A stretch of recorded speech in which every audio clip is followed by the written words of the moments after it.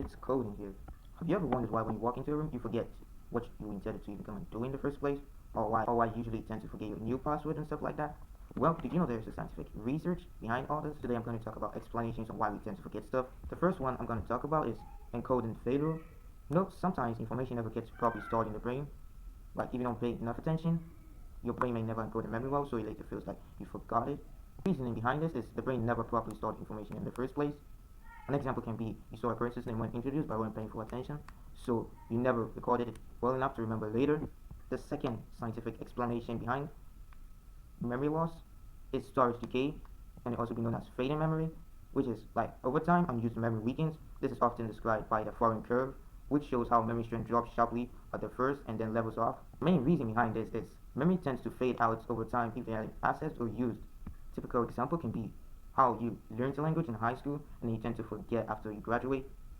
The third scientific explanation scientists have discovered is interference, which in simple terms means new and old memory can clash. And we have two types of interferences. They are the proactive interference and the retroactive interference. Now, the proactive interference is when old memory makes it harder to learn new ones. Example, we're trying to learn a new phone number.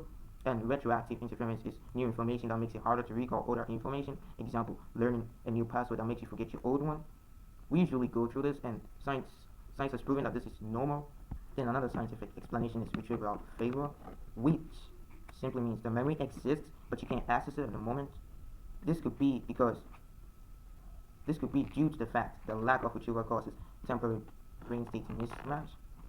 Example is you know a word or a name but can't recall it until later. Another scientific explanation, which we all find is very common, is stress, fatigue, or distraction. Reasoning being high stress or tiredness reduces brain function, especially in critical moments. An example is you forget where you placed your keys after a long and stressful day. And the last scientific explanation scientists have given to us for reasons why we forget stuff is brain conditioning or aging, which is usually referred to growing adults or to the elderly.